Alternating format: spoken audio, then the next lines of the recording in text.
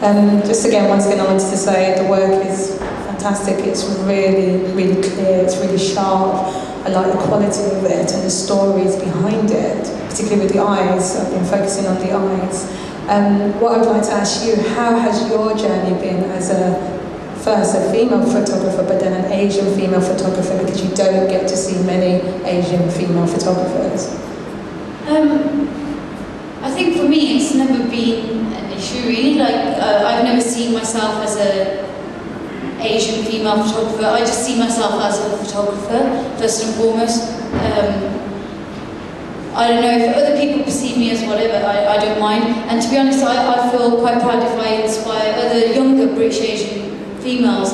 I know that there's a photographer called Suki Danda who does a lot of work with The Observer, and she's done a lot of really brilliant arts projects.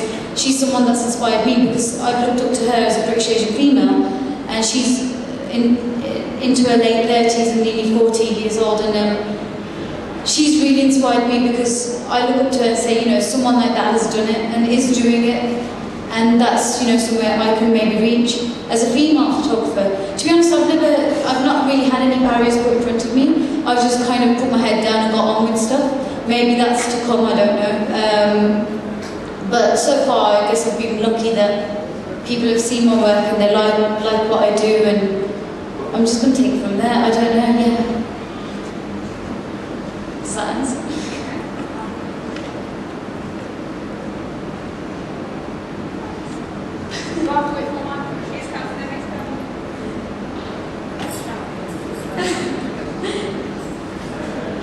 So, you know, you picked out all these people and they picked a place of meaning to them. Say if it was the other way around, you had to pick a place of meaning to you, where would it be? Why? Pick one. For myself, where would I pick? I've never thought of that. That's quite a question. I'm going to get back to you on that. Okay, you know, place of real meaning to me. Okay, in terms of my photography, if I had to pick a place, it would be my old school. My art teacher was a massive, massive inspiration to me when I was at school.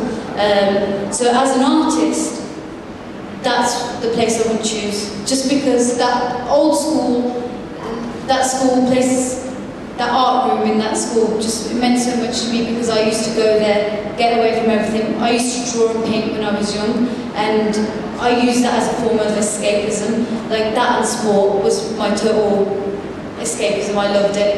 And my art teacher, Miss Lawley, she was just amazing. She did so much for me, and that space means a lot to me. So.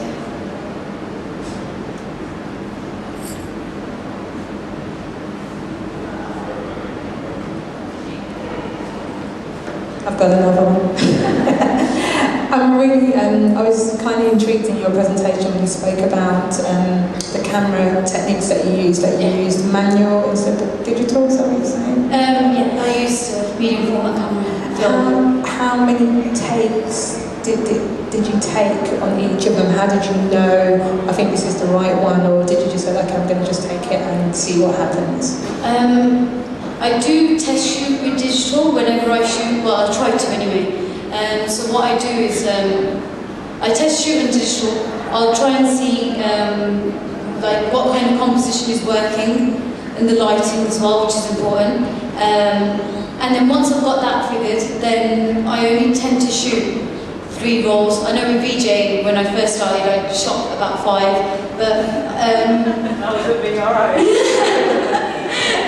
not VJ's fault, it was mine. But when I got towards doing it this year, when I started shooting a lot of the newer work, I limited it to 2 or 3 film rolls max, and that's on each film roll you get 10 shots, and so it'll be 20 or 30 shots.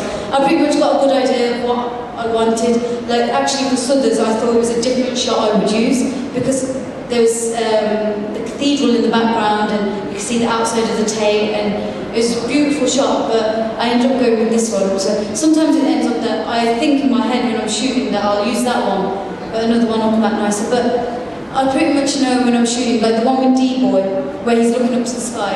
As soon as I shot that, I knew that was the one I was going to use. And took loads of shots with him, loads of brilliant shots with him, and what ended up happening was he wanted to be photographed in his studio. So I find his studios quite boring, they're just a studio. And he had this tiny garden, like you can see it there, it's literally about this big. And we climbed up onto one of the walls and got him to climb up. And there was this fence where a railway station was, and took a couple of shots there. And then I was just doing something, testing with my cameras, and he relaxed for a second and straightened himself up because it was sunny. He did that pose, and he was just being very natural. He was being himself. I wasn't saying anything because I never do when I photograph musicians or anyone. I try not to speak. I just want them to be natural. And so he was just doing this, like capturing the sun, and I just shot it, and I just knew that was the one. But sometimes it happens. Yeah. Does that answer it? Yeah.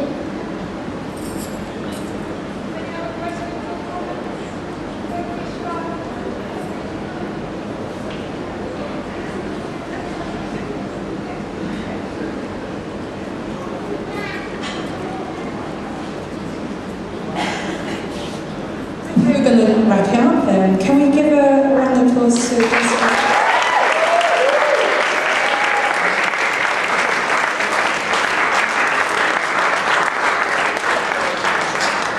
I'd like to say the exhibition is now officially open, and it will be here for the next 2 months until the end of August. Please tell your family and friends to come along. It's a fantastic piece of work. We've now come into the next session, which is the networking, the food and the band. So can the first band get ready?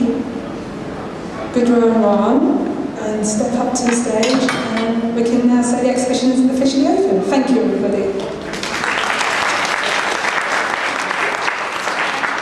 Thank you everybody for coming tonight. I really appreciate it. I did have a nightmare a couple of weeks ago that only 4 people would turn up, and that none of them were actually interested in anything I was speaking about or the exhibition. So thank you so much. It means a lot to me.